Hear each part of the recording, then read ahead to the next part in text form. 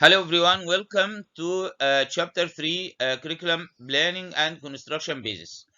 Basis or foundation are the forces that influence the minds of the curriculum developer. In this way, they affect the content and structure of the curriculum. The four foundations that we will study in this chapter include the philosophical, cognitive or knowledge, psychological, and sociocultural.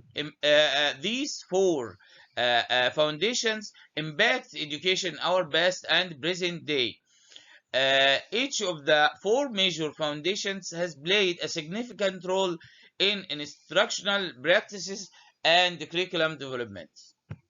And these are the four curriculum foundations that we will study in this chapter.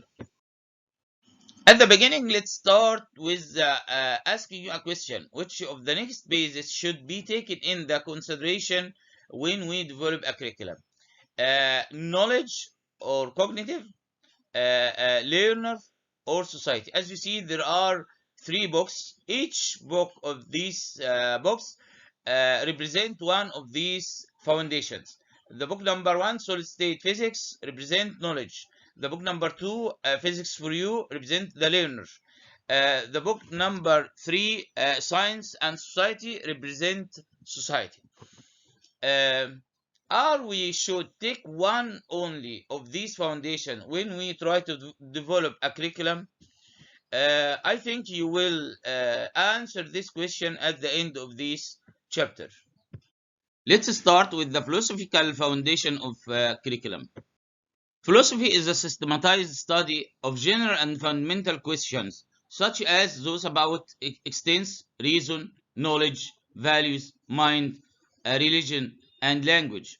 Such questions are often posed as problems to be studied or resolved.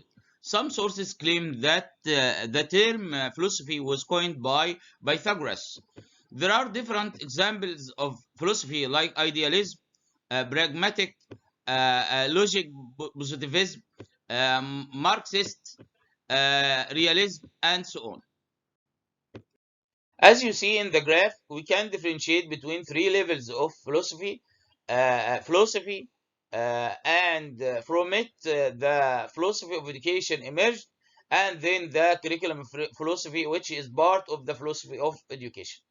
As we mentioned before, the philosophy can be defined as a systemized study of general and fundamental questions, such as those about existence, reason, knowledge, values, mind, religion, and language. Philosophy of education can be defined as a statement or a set of statements that identify and clarify the beliefs, values, and understandings of an individual or group with respect to education. A curriculum philosophy can be defined as a set of values or criteria that guides all decision making when developing curriculum.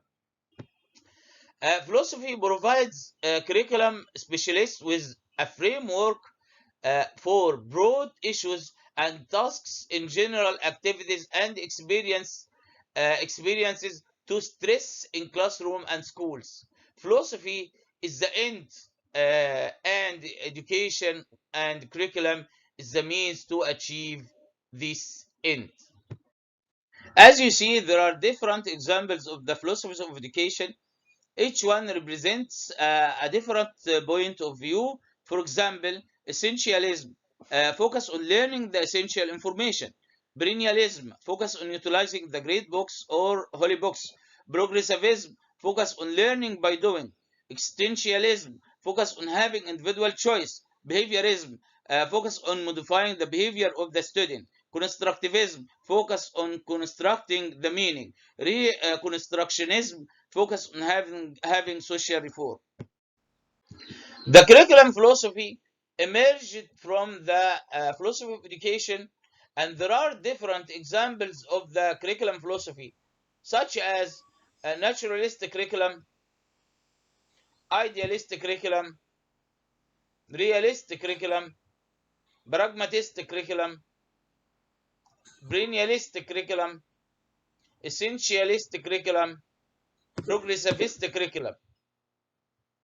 The figure you see shows that the different philosophies of curriculum may have common ideas. Now we are going to explain two of the curriculum philosophies in details. Number one is idealism. Idealism is considered one of the oldest philosophical systems whose main proponent was Greek philosopher Plato. Idealism advocates that ideas constitute what is real and permanent. Ideas are the only true reality. Idealism also emphasizes the spiritual component of man. It considers man as a spiritual being. According to this philosophy, education is the process of development of a person, his conscious and spiritual self. The ultimate responsibility for learning rests with learners. The school exists to develop character, increase knowledge, and cultivate ethics taste. The teacher is expected to be a model, friend, and guide to learners. For curriculum, idealist concepts come through when people believe that learning is mostly an intellectual process. Teaching connects ideas together when teaching the student.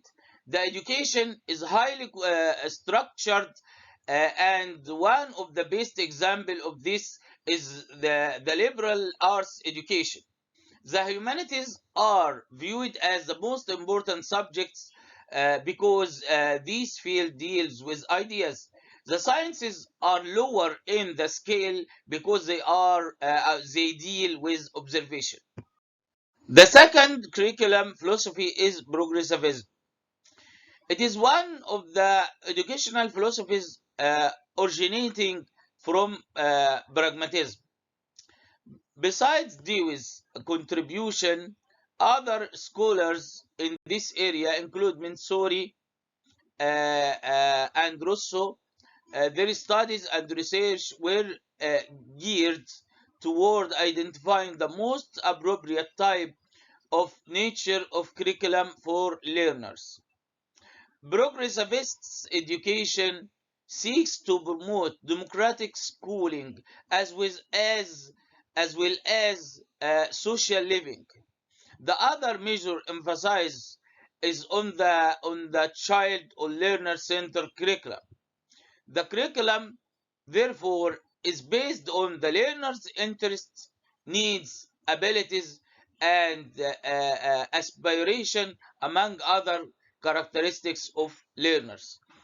And this philosophy focused on learning by doing, and the school in this philosophy is not preparation for life, it is life itself.